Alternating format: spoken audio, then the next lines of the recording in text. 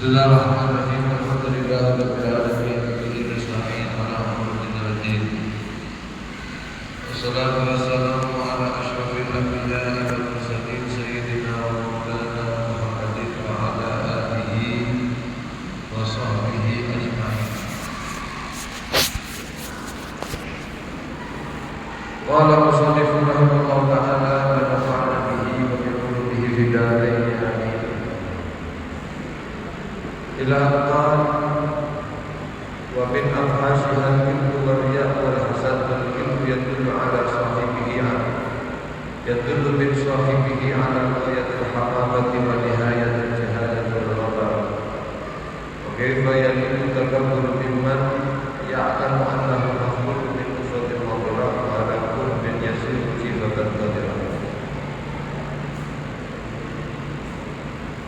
Wa ikana al-muslimu min al-fadail wal mahasin wa dhalika al-qur'an wa sunnihi laysa lahu bihi qudratu wa la tahdihi hawla wa la quwwata aw la yakhsha idza takabbara ala ibadillahi bima adama wa qawlihi ay yaskuba ma'ata bi sufi adabihi wa nasa an rabbihi fi wasfihi li anna al-kibra min sifatillahi jabbar al-takabbur wa amriya fa yadullu ala hukmi qadri al-mura'i min 'azamatillahi wa ijlalihi li'annahu yatasanna wa yatazayyanu bil makhluqin wa la yamna'u bi idnillahi rabbil 'alamin. Ila akhir wa qala al-imam Abdullah bin Haddad. Para hadirin wa hadirat jamaah Masjid Pelatihan Kami muliakan. Alhamdulillah, puji syukur kawula panjenengan dhateng Gusti Allah Subhanahu wa taala dan menika kawula panjenengan kaparingan sehat, afiat, kaparingan kesempatan kawula panjenengan untuk memperbaiki diri kawula panjenengan dengan kita mengkaji daripada dawuh para salaf. Dan menika kita risalah adab sulukil murid, sebuah kitab yang memberikan panduan ketika kawula panjenengan ngersakaken celak dhateng Gusti Allah, ngersakaken dados tiyang-tiyang ingkang diridhoi Gusti Allah Subhanahu wa taala. Kemarin sudah dibahas bahwa seseorang itu memiliki satu hati, yang hati itu adalah tempat Allah memandang. Al-qalbu mahallun nadharillahi subhanahu wa ta'ala, yang namanya hati itu tempat pandangannya Allah. Tapi di dalam hati itu juga ada maksiat-maksiat yang lebih berat daripada sekedar kemaksiatan anggota badan. Kenapa? Karena Nabi Sallallahu Alaihi Wasallam mengatakan, Inna fil jasadi mudghah, di dalam anggota tubuh manusia itu ada satu gumpalan daging. Idza shalahat, ketika itu bagus, maka idza shalahat sa'irul jasad. Ketika itu bagus, maka seluruh badan kawula panjenengan akan dicap bagus, akan menjadi bagus. Wa in fasadat, kalau rusak satu gumpalan daging itu, maka fasadat sa'irul jasad, semua anggota tubuh ini juga akan rusak. Ala wahiyal qalb, ketahuilah itu adalah hati seorang manusia. Oleh karenanya hati manusia itu ini dipandang, ditinjau dari ilmu tasawuf yang memperhatikan batin, ditinjau daripada akhlak, daripada perangai manusia, itu semuanya kembali kepada hati. Hati itulah yang akan memberikan sinyal kepada anggota badan untuk berbuat.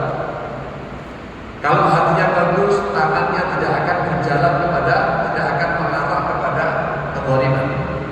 Kalau hatinya bagus, kakinya tidak akan melangkah kepada tempat-tempat yang maksiat. Kalau hatinya bagus, matanya tidak akan memandang kecuali yang diridhai oleh Allah. Itu semuanya hati. Nah, medis juga memiliki kesimpulan yang sama. Hati manusia, perasaan manusia itu menentukan orang itu sehat seluruh badannya atau tidak. Kalau seandainya kita itu memiliki perasaan, memiliki hati sumpah penuh dengan masalah yang dipikirkan berat, jantung juga akan bermasalah. Penyempitan pembuluh darah, ya, itu juga akan tersinyal dengan adanya permasalahan itu. Jadi pada akhirnya hati yang tidak tenang, dia akan berbuat tidak sesuai dengan kesadaran. Kadang-kadang ketemu suamiku, lek sumpah kok hati-hati kok memakai kayak apa dalam keadaan hatinya itu sumpah. Oke. Sampai ditegori Pak, kabarin jawabannya karena. Kenapa? Bukan masalahnya adalah masalah hati.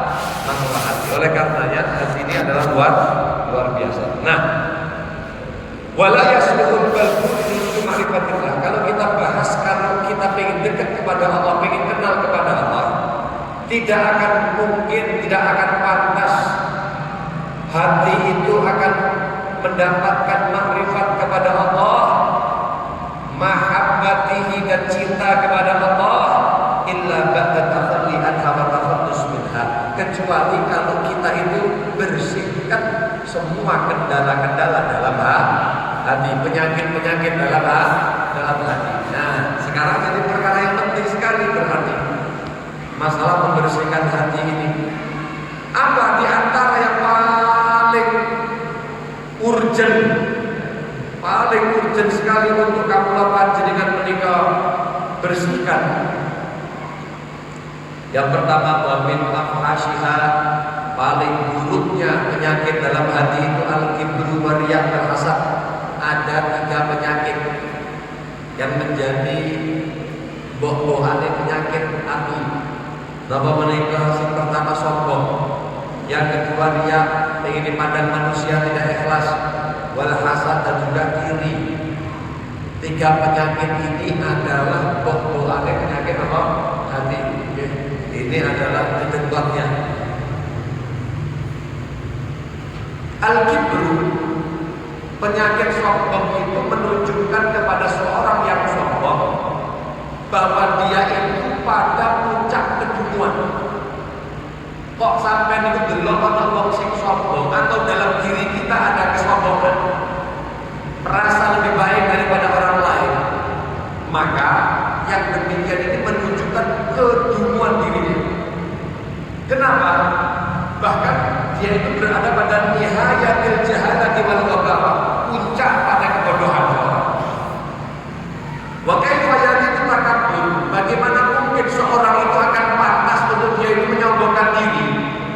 Mimman ya'lamu annahu makhluqun min nutfatin madhirah, padahal dia itu sadar orang itu diciptakan dari apa sih?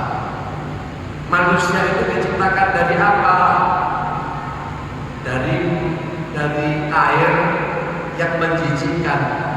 Wa 'alal qulbi yasiru jifatan qadirah, sebentar lagi juga akan jadi bangkai yang menjijikkan. Kemana-mana, setiap harinya juga bawa najis kemana?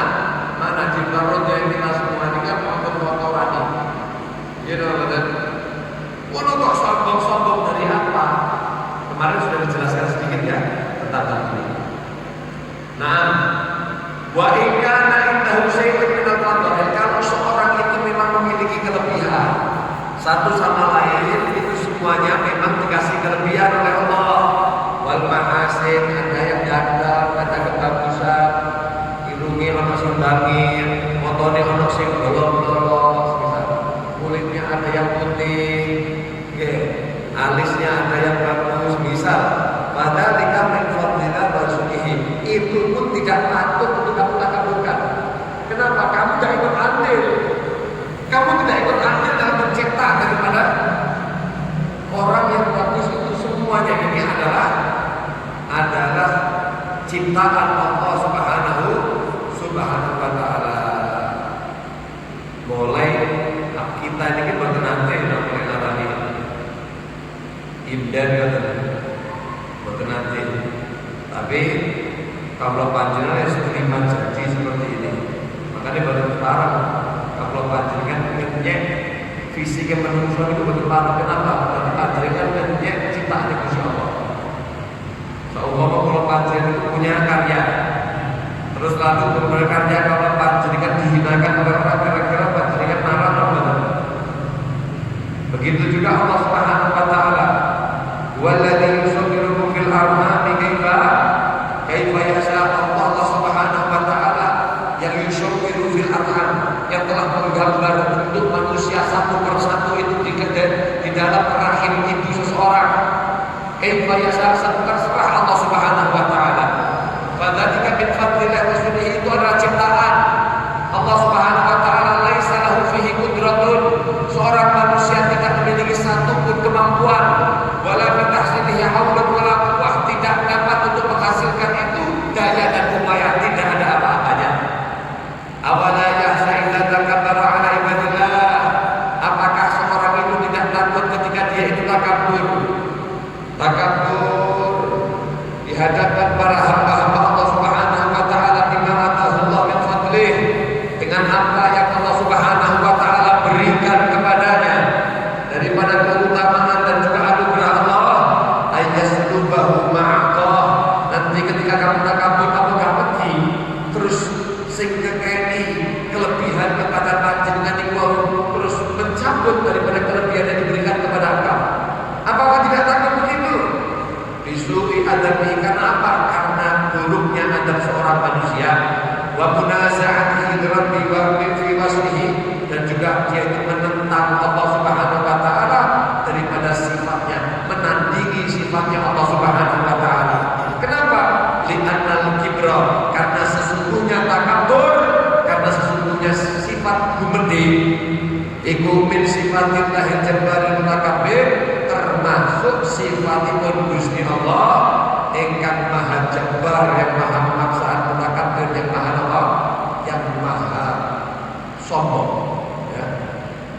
Dawuhipun datang hadis qudsi, Allah Subhanahu wa taala berfirman, al-kibriya'u ridai, sifat takabur niku adalah ridaku, selendangku.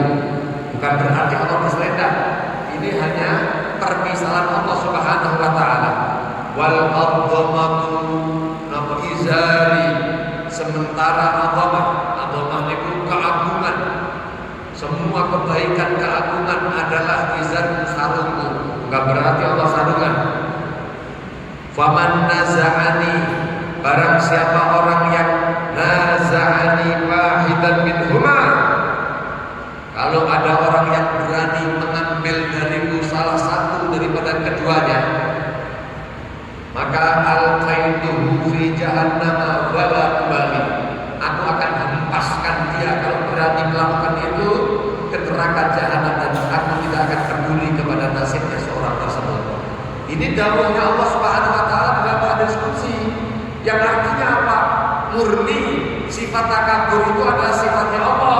Maka ketika makhluk mulai bersifat dengan sifatnya Allah, menyamai Allah Subhanahu wa taala dalam hal ini, maka Allah akan melakukan sebuah pemurkaan kepada orang tersebut. Faliyadu billahi min dzalik. Apakah kita ini tidak cukup terperingatkan dengan sebuah kejadian yang begitu besar, luar biasa, yang tidak asing bagi telinga-telinga kaum panjenengan, bahwa ada makhluk satu yang tadinya dimuliakan oleh Allah Subhanahu wa taala, tapi begitu dia merampas daripada sifat-sifatnya Allah Subhanahu wa taala, Allah hempaskan dan Allah laknat dia. Siapa itu? Adalah iblis laknatullah alaih, yaitu yang menjadi aslu maksiat iblis, haitsu takabbara Adam. Ketika iblis itu dia itu bertakabur kepada Nabi Allah Adam, begitu orang rasa takabur diusir kali Gusti Allah Subhanahu wa taala. Da'il kibra innal kibra lillahi wahdah wa qad lu'ina syaitanu lamma takabbara. Itu sampai ulama itu membuat sebuah syair.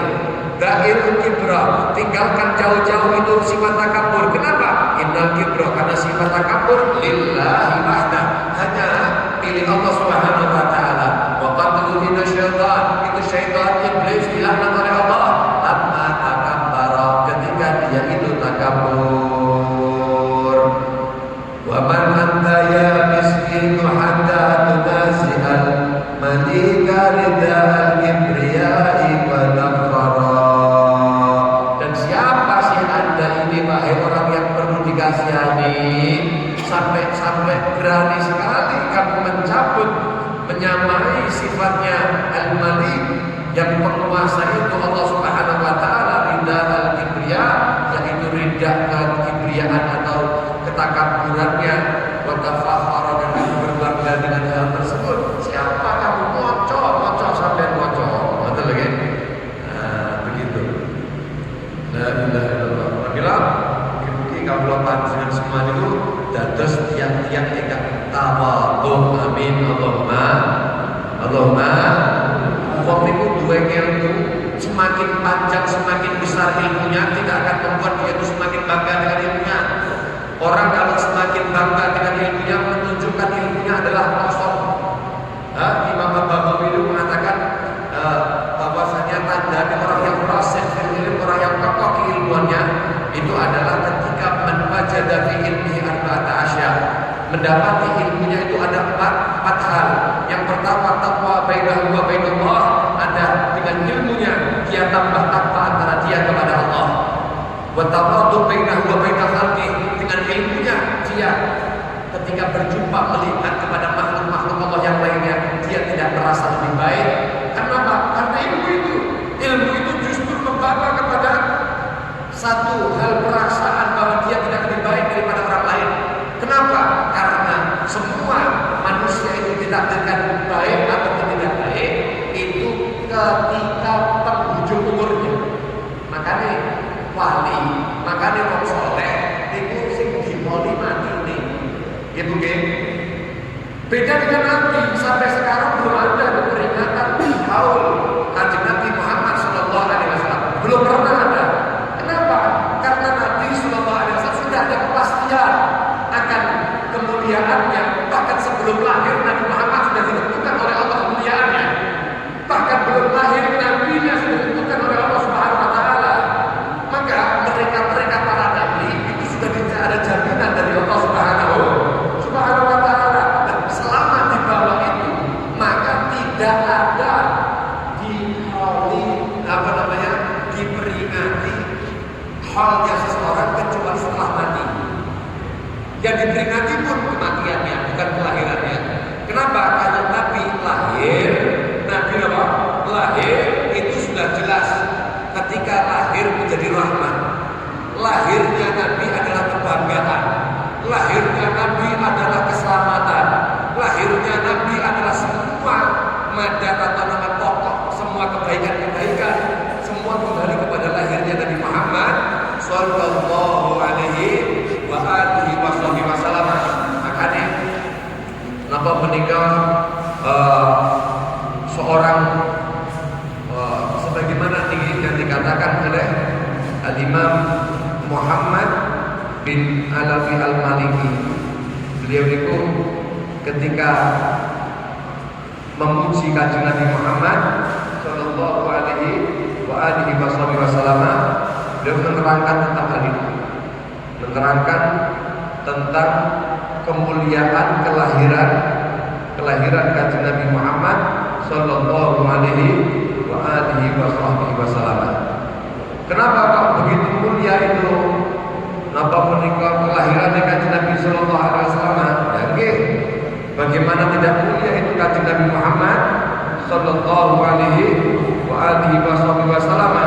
Kanjeng Nabi niku dados mulia, malamnya pun menjadi malam termulia. Sampai dikatakan kullul layali fid dunya laha nasabun ilaihi fa anta miftahu sana wal qadru wal ahyadu wal mi'raju min hasanatika allati bahranul ahyuna.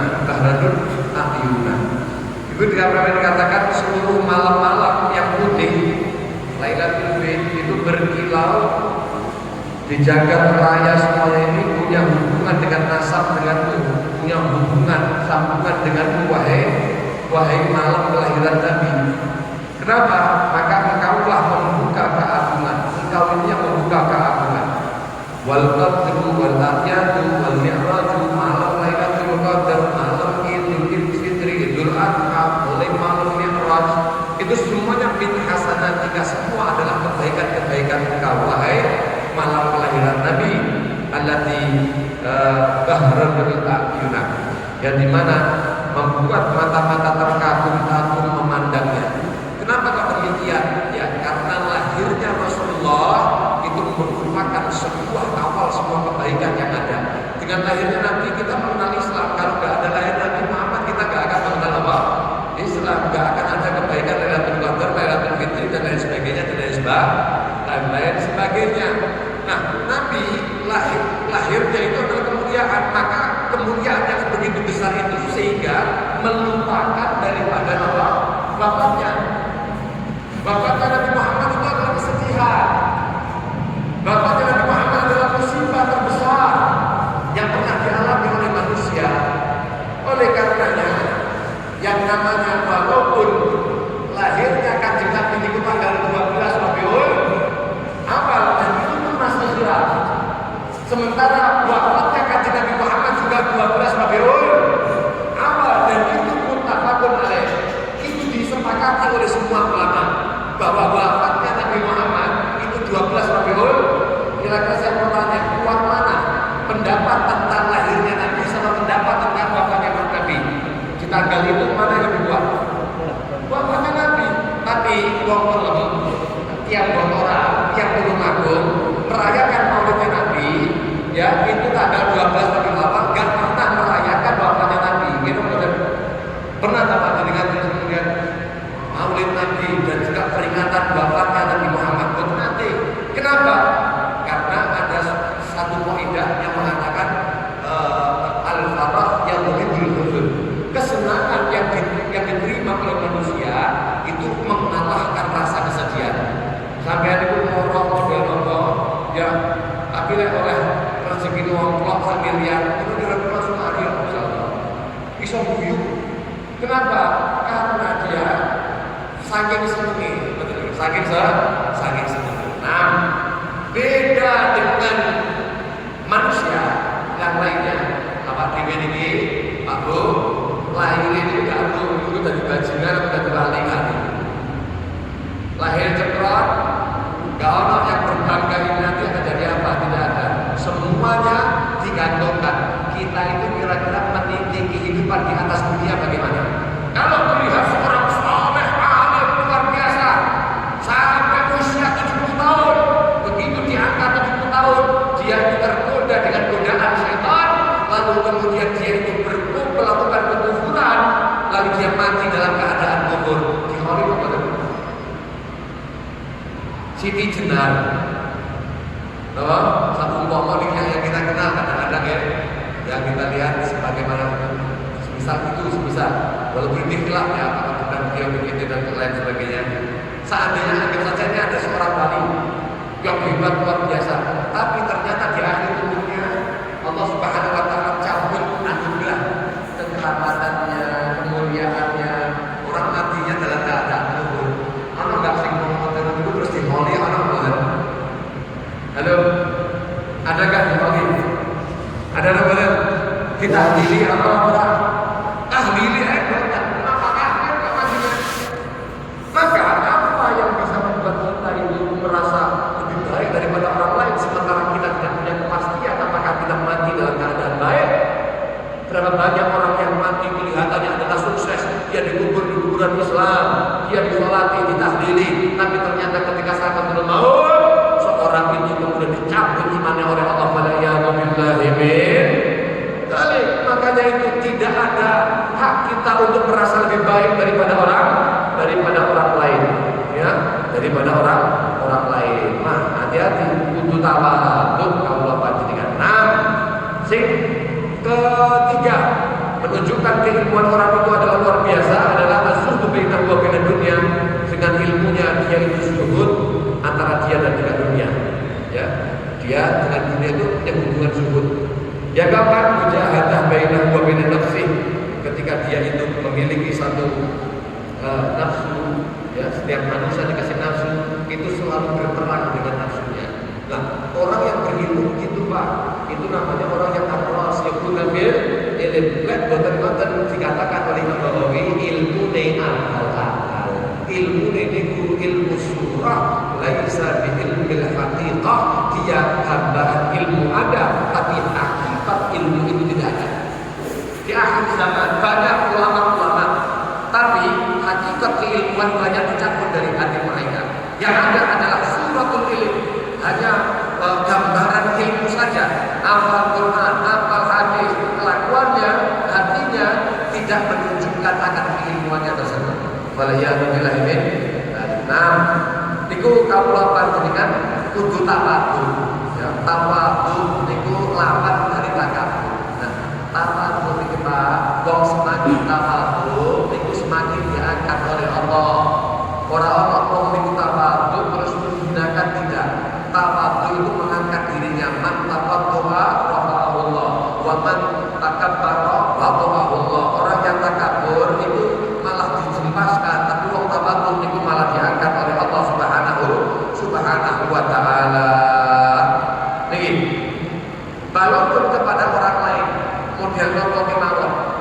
Semisal kita menyikapi perkataan di antaranya seorang ulama yang namanya Abdullah bin Mubarak. Abdullah bin Mubarak atau dikenal dengan Ibnu Mubarak.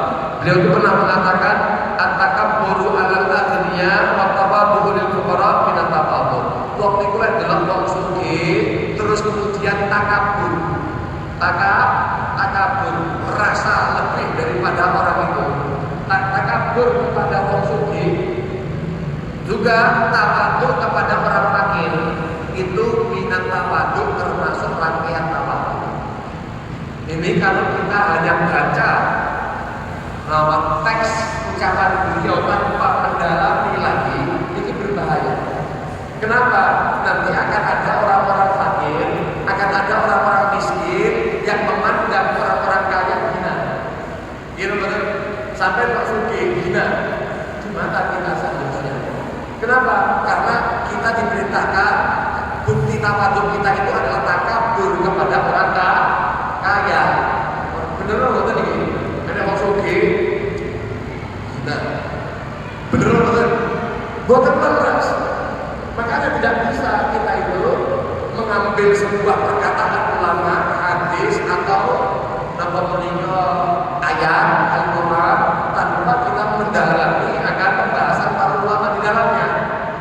Kalau kita tekstual, letter text begitu saja, berat, akhirnya sampai itu malah diajarkan untuk takabur kepada orang. Nah, Imam Abdullah bin Abdul Haddad pengarang kitab ini, beliau itu memiliki tulisan di dalam Ghayat al-Qasd Murad.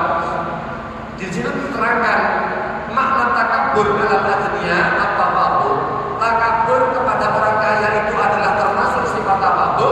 Maksudnya adalah ayat hiraril aghniya'il istighna'a wa adamal hajah ilaihim. Itu garis bawahnya. Apa makna tawadhu kepada orang kaya? Makna takabur kepada orang kaya adalah ayat hira, dia itu menampakkan lil agniya kepada orang kaya al istighna, merasa cukup, wa adamal hajah ilaihim, tidak butuh kepadanya. Paham ya? Ana wong sugih Pak kampung mriki. Ada wong sugih kampung mriki. Terus panjenengan semerap duwite niku wah kathah. Panjenengan itu rasanya kalian DPDP, bedipil apa namanya? Apa namanya ini? Gibis. Wah, kalau itu siapa? Monggo. Wah, kan mulia keluar. Kenapa? Ben goblok duwite. Boten ngoten. Lho kalau semacam itu perlu kita takabur kepada orang kaya. Bagaimana takaburnya kepada orang kaya? Yaitu menampakkan diri kita di hadapan orang kaya, walaupun kita termiskin di kampung kita, tapi di hadapan orang kaya kita tidak siapa? Anda siapa? Anda gak bilang pengaruh kepada saya. Saya gak butuh harta Anda. Gusti Allah sing maha suci. Ya. Beramal tidak untuk dengan, bukan untuk pujian dengan, bukan untuk mendapatkan hadiah dengan. Ini pulau boleh saking Gusti. Wa adamal hajah nilai enggak orang butuh. Jadi orang terus menunjukkan duit dulu, boten. Itu jenenge takabur kepada akhirnya yang dikatakan adalah tawa. Sangat dipahami kan? La ilaha annahu asabihu, bukan justru orang itu melihat bahwasanya saya adalah lebih baik daripada orang kaya. Nyapa? Kuwi wong sugih yang sak isor itu derajate. Kok kalau apa? Lebih syukur aku. Wong sugih niku 500 tahun jarake karo wong sekarang sing kiri kaya aku gimana kiri alhamdulillah. Maka ini seharusnya cium tangan saya pinggir takabur malah kerja tawadhu. Ya, tidak ada kesempatan kita itu untuk merasa lebih baik daripada orang lain. Batinan wa zahiran, baik yang ada di dalam batin maupun di dalam zahir. Kenapa? Li annahu la yadri man huwa al khairu indallah. Karena sejatinya manusia itu tidak tahu siapa hakikatnya yang lebih baik di mata Allah. Apakah orang yang kaya, apakah orang yang miskin, apakah orang yang mampu, apakah orang yang tidak mampu. Tidak ada yang tahu. Semuanya itu antara dia dan Allah subhanahu wa ta'ala. Dan orang itu Pak, kalau sudah hatinya itu ada tawadhu, akan mendapatkan ilmu. Ilmu itu dikatakan seperti kasaili, seperti aliran yang dimana air itu tidak akan mengalir kepada tempat yang lebih tinggi. Banyu ilmu itu lah banyu mah. Nggih. Ana tak jenengan iku satu ngomong enek banyu. Terus kemudian jenengan tandai ini mriki. Banyune ini tandai umure iki. Tidak mungkin. Tidak mungkin. Ilmu itu seperti aliran itu. Maka yang menerima itu kudu posisinya di bawah aliran. Maka tidak mungkin orang yang memiliki takabur, memiliki merasa yaitu saya sudah alim. Ya kok aku ngaji malah masuk untuk ngaji orang bakal berkah ilmunya. Kenapa? Karena itu betul mungkin. Lah, pratila menikah orang dulu niku, orang salah biyen niku, tatkala badhe terima murid wonten sing bagus anake syekh, putranya guru besar. Niku ketika pelamar pengen dadi muridipun seorang ulama, niku kali wong alim niku dikero wae iki Gus iki. Kancil ceprot wis Rasul sirah rabbul guru. Ngono segala al-kalam wal mufid mulai si cilik niku wis sabar ngaji. Wah, dia biasa dimuliakan oleh orang. Terus sakniki arep mondok. Kenapa? Karena wong iku merasa gede sehingga nang pondok iki ambak orang lain mendapatkan manfaat, guru niku gak iso alim. Kenapa? Karena dia merasa dihormati oleh orang, merasa begini akhirnya apa? Betul sakit apa tuh? Makanya sampai jarang ono kiai-kiai sing mondokne anake nang pondoke dhewe itu jarang. Kenapa? Mesti diutang ning pondok dia. Kenapa? Agar supaya dia punya perasaan dia bukan siapa-siapa. Loh, kok dia itu boten-boten tok. Begitu sampai terjadi tiang dari guru niku orang bakal tak terima awakmu kecuali awakmu saiki nang pasar. Nang pasar. Kenapa? Sampai tubuh itu deh. Pasar itu terkenal lagi. Pasar kampung ini yang baik. Terus lebih mulia. Itu sampai ini tubuh IPA anggapnya 1 kilo. Duitnya sampai ini. Kudu oleh 1 kilo. Piye caramu lek napa? Oh nggih. Tapi gak boleh gua ada. Terus sampai gowo atau sampai lebokne nggon lengan.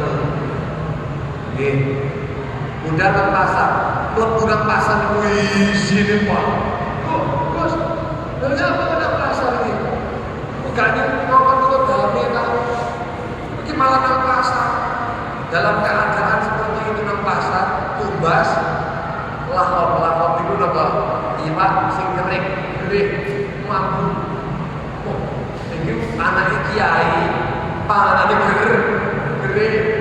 Mari ngoten, wong terkenal iki kenal kabeh wong kampung niku, tiang pasar niku foto-foto kabeh. Bisik-bisik iku bisa anake kiai kae. Nyapa dipecat dadi anak kok piye? Ora tolong aku lah seneng kuwi. Bon, iki Pak tugas iwake iki pinten? Saumpama anggape 5.000. Wah, boten asal Gus. Iki napa 8.000? Wah, setunggal kilo rek gelem sampai 1 kilo kurang. Boten, tulung iki harus 1 kilo. Wah, ekor-ekor sih. Nyang-nyangan terus Pak gelem ta. Akhirnya wong lek gengsi kan bener-bener nyangan. Niku harus kelihatan gengsinya.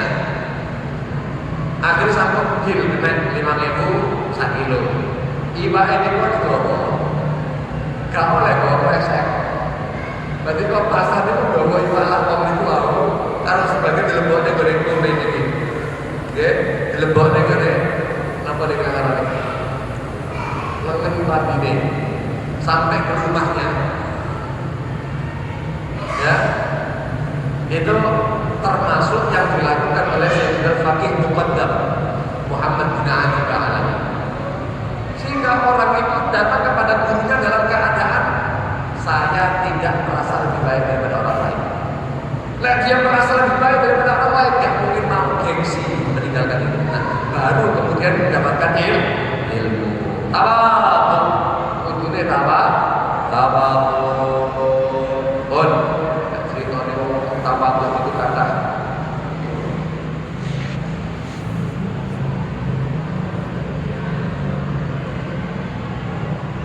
Kalau berkali wa ammar riyadu, adapun sifat riya fayadullu ala khuluwi qalbil murai min azamatillahi wa ijlalih.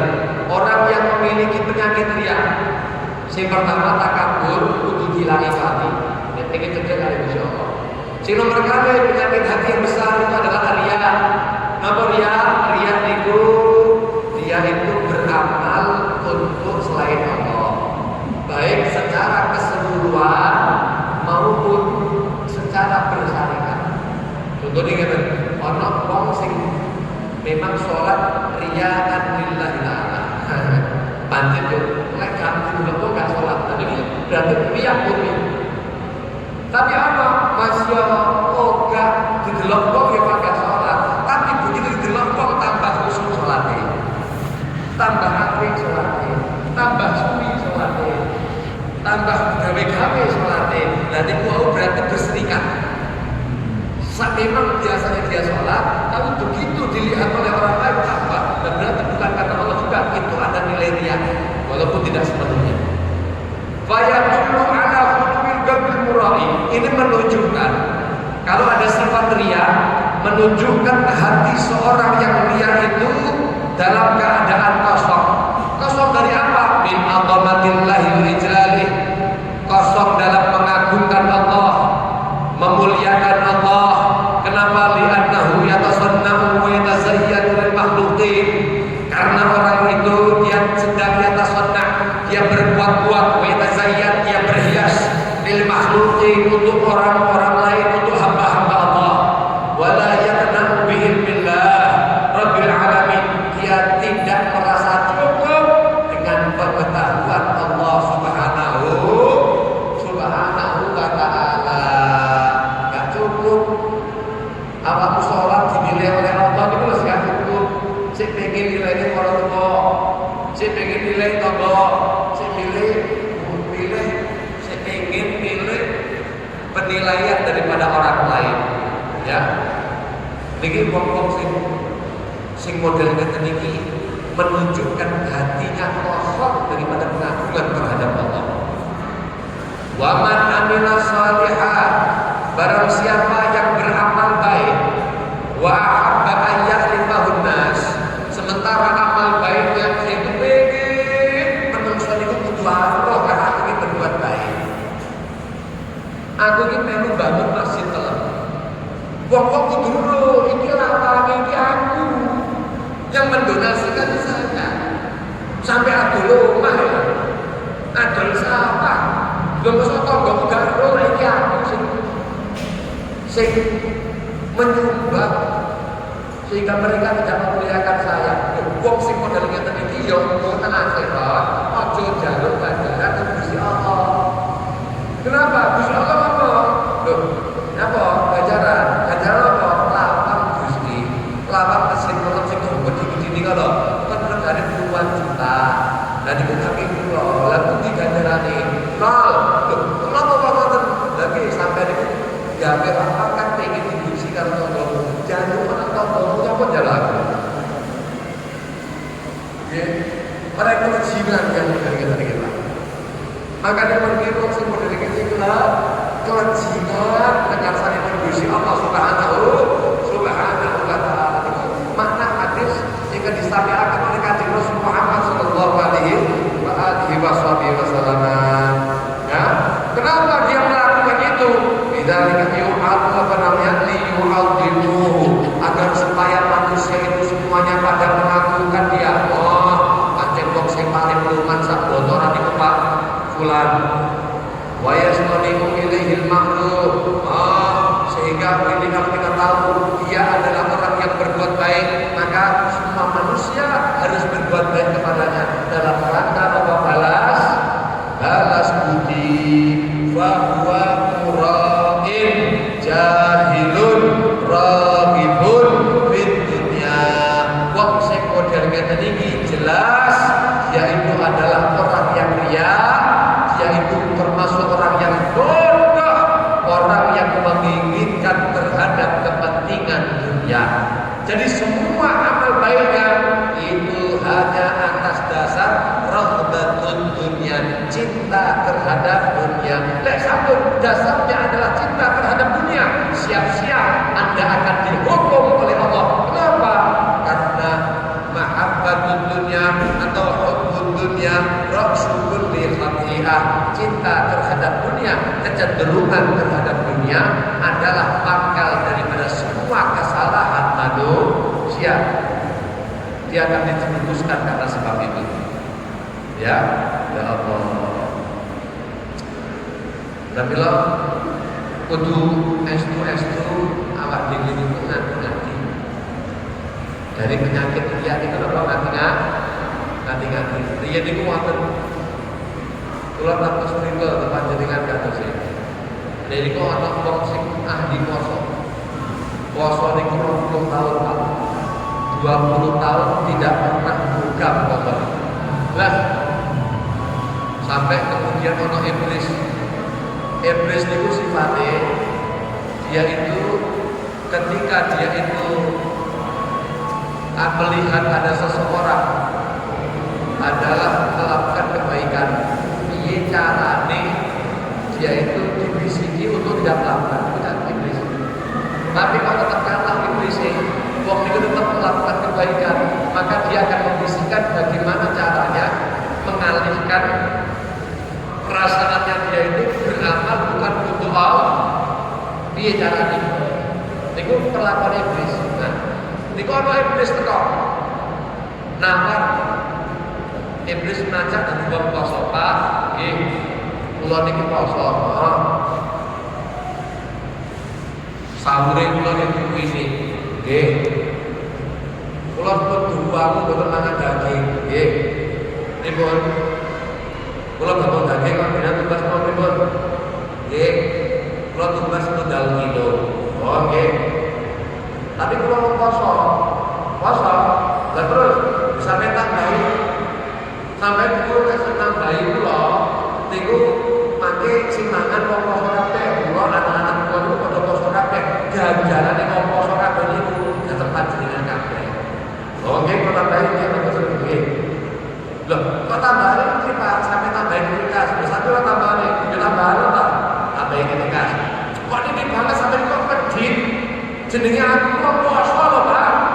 Orang puasa itu adalah melakukan ibadah yang dimana yang membalas langsung Allah Subhanahu Wa Taala. Puasa itu adalah dapat menikah orang yang semuanya amal anak Adam itu lahu illa saum fa ana nasibihi, aku yang akan membalasnya. Itu kayak manusia Allah Pak. Sampai di karo mulyane wong poso, saya ini nunggu poso. Tambahin ringkas Pak gak terima. Wong iki Pak mantel Pak. Penjual kan apa jenenge? Penjual daging itu lho. Mantel. Dia itu berpuasa 20 tahun. 20 tahun istrinya tidak tahu kalau suaminya itu berpuasa. Begitu bari mangan Pak makan, oh kok nang pasar ae. Wis ada mangan awak masih mangan. Aku nang pasar. Padahal apa? Niku mulai malam niku pun boten jahat. Ya Mbak itu sampai maghrib itu dilakukan 20 tahun. Istrinya, anaknya semua disembunyikan. Amal ini khusus antara saya dengan Allah. 20 tahun. Begitu kena digodoni iblis itu dinyek-nyek. Iki wong poso lho Pak, ngomong. Dikagati barang awak dhewe betul-betul. Ya, ngamuin apa? Oh, delane apa? Poso sing kan dino wis ngomong, aku 20 tahun poso, ora tau model kaya awakmu iki. Iblis ini kok langsung pun Pak, boten sios tugas, matur suwun. Sampun oleh apa sing kula goleki kali lunga diari kok. Loh, 20 tahun poso ilang. Kenapa? Karena sebab kemudian dia itu memamerkan kepada seseorang selama 20 tahun dia itu berpuasa. Ada yang bilang itu ngono ora? Ya ora, napa ora? Bapak dhewe niku amale gak ono sing dijelekne. Kita ini sudah apa mendino pengen dulu ora ta? Tanggane iblis itu dari kancane awak dhewe. Wis ngene tok ngene. Tapi dia terus dale ora perlu menggoda, kesel-kesel dhewe. Lho itu kata ulama to nggih. Lek iblis itu delok orang yang beramal tapi amalnya bukan karena Allah, itu iblis itu udah menentang. Delok itu. Kalau yang ibadati, biarkan dia capek dengan ibadahnya dia. Ibadah orang tak godo. Kenapa? Wis bingung arep godo nopo. Gak ono perlu digodo. Ya Allah, godo kalau panjenengan paringi amalan saya. Nggih. Kenapa? Di an-zahidan man lau akbalan nasu alaihi bi ta'tiba bi amwali lakana yuridu an dzalika wa yakrahu. Orang yang zuhud itu tandanya adalah orang yang ketika diterima oleh manusia, orang yang ketika disamperi oleh manusia, dimuliakan karena dia itu orang yang ahli amal baik. Dia itu diagung-agungkan, dipuji, orang itu berbuat baik, jika itu lakana yuridu an dzalika wa yakrahu, maka orang itu akan menolaknya, akan menghindar, dia tidak menyukai, dia akan menerima. Dasarnya apa? Dasarnya adalah karena tidak mau untuk melukai orang yang membeli, bukan tujuan di dalam amalnya. Wa ada yang menyebutnya di amal akhirah faman ajal minhu. Kalau orang sing ingin dengan amalnya, dengan ibadahnya dia dipuji oleh manusia, lalu disangoni oleh manusia dengan gelar kiainya, orang memuliakannya, padha ngamploni yang dibawa. Tujuannya dari kiai namun modal kata niku, faman ajhalu minhu. Sapa sing duwe bodho sapa wong sing modal kuwi. Nah, fa inna lam yaqdir ala zuhdi fid dunya wa yaqdir lahu ayat rubad dunya bidan malikillah wa walahu wa wallahu wa Allah fa inna qulubal khalaiqi bi yadihi yuqbilu biha ala man aqbala alayhi wa yusakhiru laha lahu fi ma yasha. Wallahu a'lam. Ini bijak diterusakan karena ini kelas sekalipun diterusakan tentang lek yang niku satu pokok boten saged subur.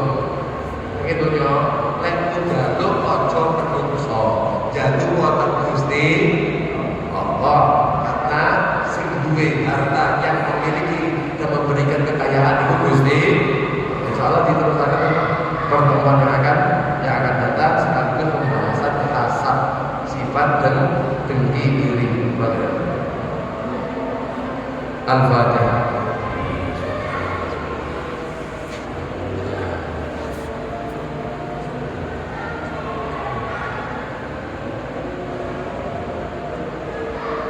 Kemudian bila Bapak, Assalamualaikum